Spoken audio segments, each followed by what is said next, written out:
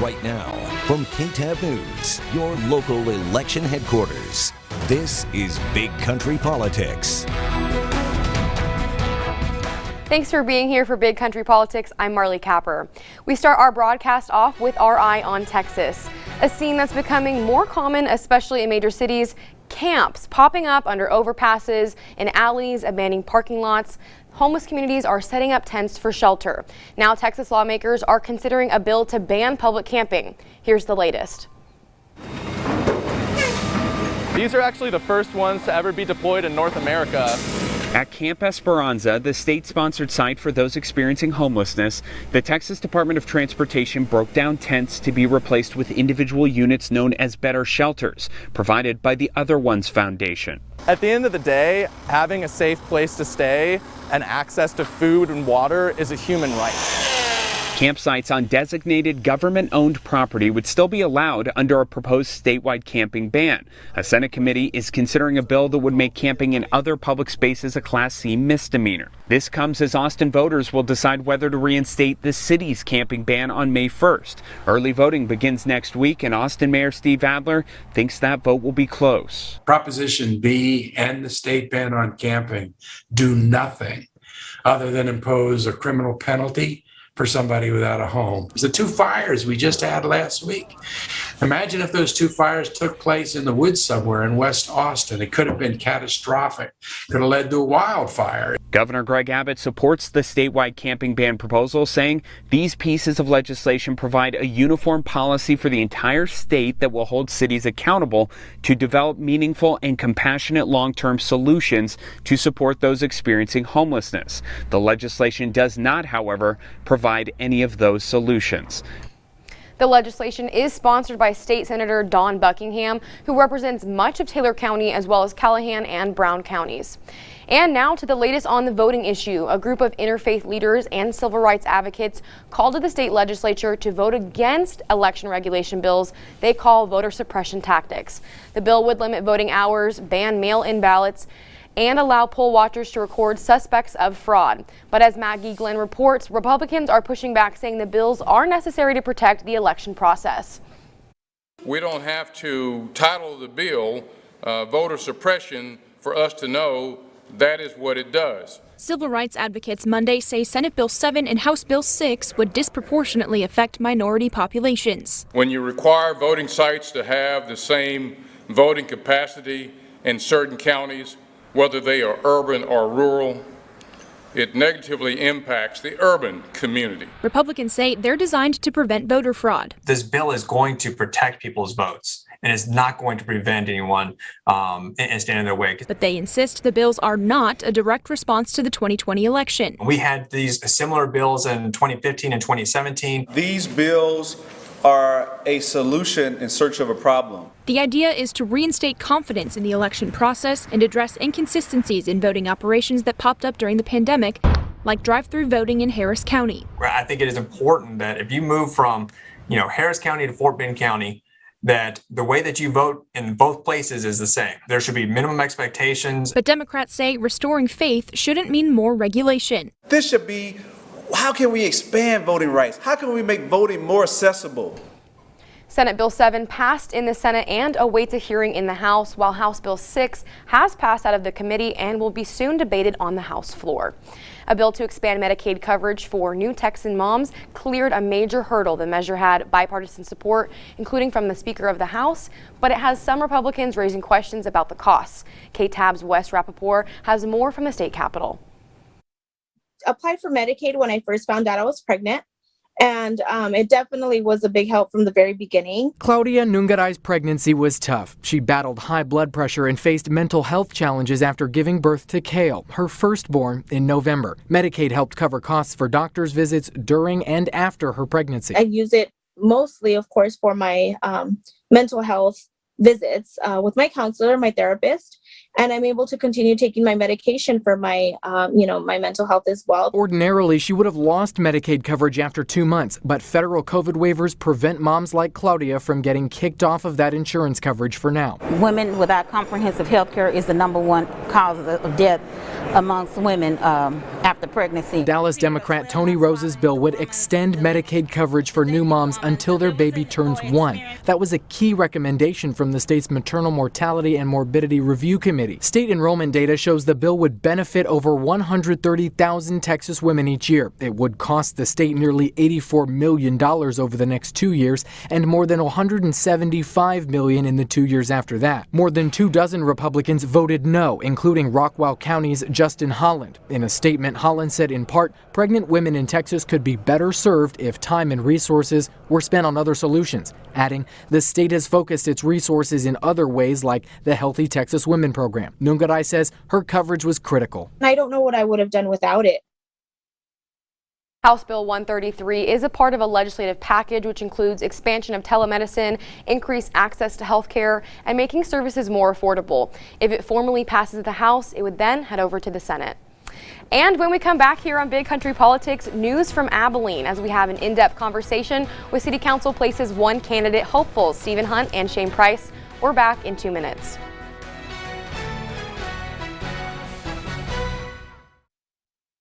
Big Country Politics on KTAB continues. Thanks for joining us here on Big Country Politics. Today we are joined with Stephen Hunt, who is currently a reserve member in the Air Force and an ACU student. Mr. Hunt, go ahead and start by telling us, why are you running for City Council Place 1? So I'm running because right now I'm 26 years old. My wife and I have a kid on the way, and ultimately, these next 40 years, we're going to be living with the decisions that are made right now. So I think that it's important that somebody whose future is going to be invested in this city is a part of that decision-making process.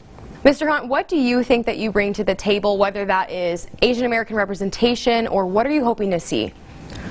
So when it comes to bringing that Asian American representation, it's so much more than just that, because I live right off of Ambler. All of my neighbors are working class people. They work with their hands. They come home 6 o'clock at night and they've got their lawnmowers in tow. So that's a subset of the population which right now is not being represented. And furthermore, I have a vision for the future because, the present can no more be the present than it is the past. We're living in the constant future, and we need to make our decisions to reflect that. Definitely. So you said that you watch City Council online. You aren't able to attend yet, but what are some city issues that you think aren't being discussed right now, and how would you plan on addressing those issues? Sure. So on face value, the budget doesn't look absolutely terrible, but right now we're at over $350 million in public debt. This coming year we're facing approximately a $3.1 million budget deficit, and one day all those things are going to come around to bite us. So for me, the #1 issue is balancing the budget. I want to do a performance review and go line by line identifying small places where we can save money. So for example, in 1991, Texas was facing a $400 million budget deficit, and the comptroller at the time initiated a performance review. Now that performance review identified small changes. For example, state Coke machines on state-owned property had light bulbs that would run 24/7, and their only purpose was to make the drinks look more appealing. So they took those light bulbs out, and they saved the state $200,000 in a year. And through that performance review and all those little changes, Texas was able to go from a budget deficit to a budget surplus. So there's no reason why something like that can't be done in Abilene. Definitely. So you are a part of the Dias community as an airman, and it's a large part of the Abilene community. How are you hoping to incorporate the wants and needs of airmen and women in this community into city council issues, and what would those issues even look like? So I think first and foremost, our airmen want the same things that any other citizen in Abilene would want. They want to have good infrastructure. They want to have good schools for their kids to go to. They want things to do downtown so they don't have to go to Fort Worth, so they don't have to go to Austin. So really to put the needs of airmen forward is the same as putting the needs of the rest of Abilene forward. We all generally want the same thing. So. Definitely. And you said that you have a baby on the way. Congratulations Yes. on that one. Thank How you. do you plan on balancing school, you're at ACU, you're a sophomore, work, and then also being a city councilor and a future dad? Well, let me tell you what, it's been difficult. So even just recently in the campaign, I missed 3 weeks of campaign time because of training that I had to do out in California. So when it comes to city council and actually being in office, obviously there's some commitments with the Air Force that will unfortunately take precedence, but those come not as often as you would think.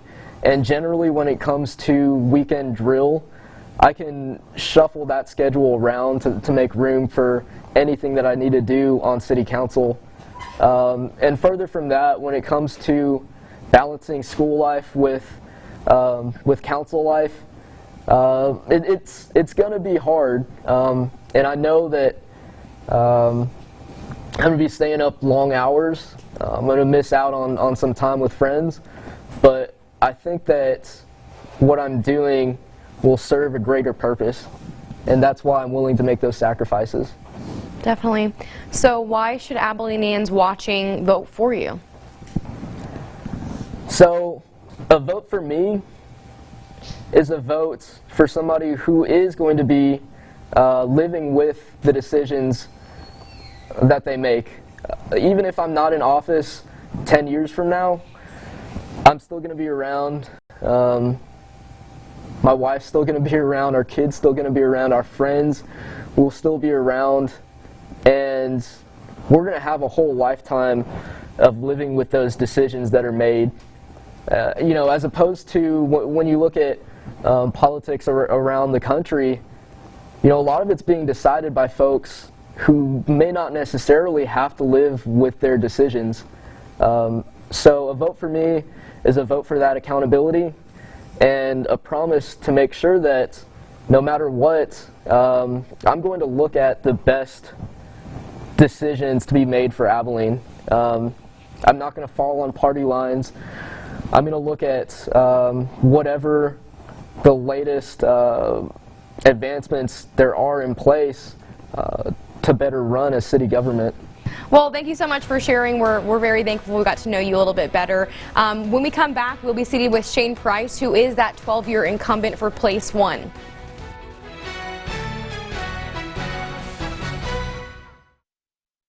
Big Country Politics on KTAB continues. Thanks for staying with us. Right now we're with Shane Price, who's the current 12-year incumbent for City Council Place 1. He's looking to go into his 5th term. Shane, it's been 12 years. Why do you still want to run? I just enjoy serving the citizens of Abilene. It's a unique way to provide that service in the City Council, and I have learned a lot during my time on the council, and just look forward to continuing that service. Definitely. So your opponent is 26 years old. He brings a fresh set of eyes. How does that make you feel? Why should voters keep you?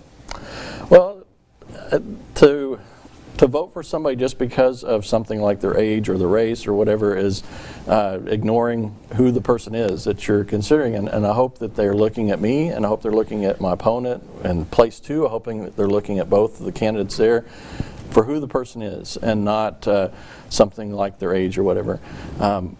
With regard to the demographic and that age I have 4 kids, my wife and I have 4 kids, and all of them are in their 20s. And so 3 of them live here in Abilene, and we have dinner with them weekly. And so I have an opportunity to really kind of stay connected to what's going on in that age group. And but I'm communicating with people in all different areas, different ages, different demographics, and whoever is elected to represent is representing everybody. And so I hope that is something each candidate keeps in mind, and whoever's elected continues to fulfill that. Definitely. So even though you have some wiser years, you think that you're still kind of in the know of what someone like his age might be thinking. You still feel confident that you understand what Abilenians want. Well, I don't claim to understand what they want. I'd work hard at reaching out to and communicating with them to find out what they want, because as I've seen through the years on the council, there are many times where government assumes we know what somebody wants, but then when we go talk, we find out, no, that's not really what they want. The Alameda neighborhood was one example. There was funding from CDBG that we were spending, and we thought that they needed various things, and we went and talked to them. They said, you know what, that's not really what we need. And so we helped funnel the funding into the needs that they had and what they wanted to see, the improvements needed in their neighborhood. And that is what is representative government should be about, is that dialogue and not just an assertion from on high. And so I enjoy being part of the dialogue. And definitely. So speaking about that dialogue, how do you feel about the current soda district, entertainment district development? Do you think it's, you know, the right direction for Abilene? Well, the soda and the entertainment are 2 different things. Tim Smith has been one of the faces kind of the soda development and the South Downtown Abilene, and he has done amazing things there, and I am very encouraged by the redevelopment and the investment that's been made by so many people in that area, and the investments that's being made in the North Downtown, the Central Business District. The entertainment district is a question that came up as a question for us to consider, and we're still early in the discussion on that, and there are questions that we don't have answers to, and so it's important that we have the dialogue, and I'm supportive of having the dialogue. Sometimes you have difficult situations, difficult questions that come up, and you need to be able to sit down and talk, because someone who's just gung-ho pushing for it may find some things that give them pause, and someone that's really reserved about it and saying this is a terrible idea, through discussion may go, well, okay, that's not as bad as I thought it was going to be, and so that conversation is important, and that's where we are, is getting ready to start having conversations, and so I support the conversation. Definitely. So yeah, conversation is definitely important. So what issues do you think aren't being talked about? What are we not currently discussing at City Council? Well, one of the things, you don't know what's not being talked about if it's not brought up, but one of the things that I think that we can push towards that has not had a good answer yet. We've talked about it and said it's important, but haven't been able to do anything, and that is infill development. And with that, there are communities around the state that have tackled this issue with success, and so there's an opportunity to learn what they did that worked, and there may be things that they tried that didn't work that well, or something that worked, but it was because of a specific thing in that community. And so having those conversations about specific tactics that we can do to achieve that strategic goal of infill development is something that I think I'm excited to see us pushing towards, and I look forward to seeing movement made. Definitely. So you've been here for 12 years. What would you say is one of the things that you are most proud of that you've been able to accomplish as a team, but also maybe individually with the City Council? Well, we've been through difficult times, and when I was first elected in 2009, shortly after that we had the economic downturn, and we had we had a reduction in force there at the city. We had furlough days, and there were just difficult times. Things have turned around since then, but we still at times face difficulties, and through that all, as a team, we work together. sometimes people look at the city council and think, well, it's just monolithic. Everybody thinks the same, everybody votes the same. If you pay attention, sometimes there are 4-3 votes or there are 5-2 votes, because there are people that have differing opinions that aren't swayed to the other side. But at the end of the day, at the end of the meeting, the council still is a body, and we recognize, okay, the decision was made, and I may have been on the low end, and I may have been one of 2 that voted against something or for something and it didn't pass. And so that doesn't change the fact that we're a team and we need to continue to work together. And so I'm proud of having served on councils that appreciate the necessity of working as a team. Well, thank you so much, Mr. Price. We're really glad we got to know you a little bit better and the issues that you see are important. Next week, we're going to go ahead and sit down with City Council Place 1 and 2 and meet those candidates as well. For all your local election headlines, always go to bigcountryhomepage.com.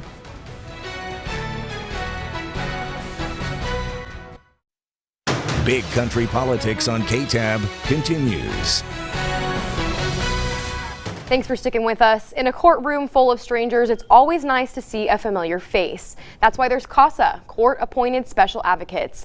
These advocates help children who are in the foster care system and may need to appear in court. A friendly face to stick with them throughout the court process. New Big Country CASA volunteers were sworn in during a ceremony earlier. And KTAB's Miriam Chamberlain was there. 7 new volunteers are now committing their time. We're really excited to be of significance for children in the foster care system. Every volunteer we get means that's more children that we can serve that are in foster care. With trained community volunteers, I work with a lot of at-risk children, children with disabilities. The Big Country Court Appointed Special Advocate Program, or CASA, advocates for the best interests of abused and neglected children in court, one case at a time. So I kind of thought this would kind of be a nice way to even, help the community even more by becoming a CASA. Having worked with children since a teenager, Jamie Thomas is looking forward to making an impact and a difference in these children's lives. I was nervous, this is it. I guess we're done. We're going forward. I was glad to have my family here. Yeah, same. But this job is not always easy. Events director Rebel Taylor says, it is hard on your heart. It is a difficult volunteer role to serve because it does involve your emotions and your feelings. But these children have had their heart broken and they're traumatized. And so for us to step in and support and encourage them, we can help them put their hearts back together. And with over 600 Big Country children currently in foster care system, CASA is serving a little more than half of those kids. To be able to be there for that child in care, to help teenagers move on to the next stage of life, to see families reunified or children adopted is one of the most rewarding things that I'm involved in. In Abilene, with coverage you can count on, Miriam Chamberlain, KTAB News. Thank you, Miriam. April is Child Abuse Awareness Month, and CASA is currently looking for more volunteers. And that does it for this week's edition of Big Country Politics. For the latest political headlines, always go to bigcountryhomepage.com. We'll see you next week, same time, same place. Thanks for watching.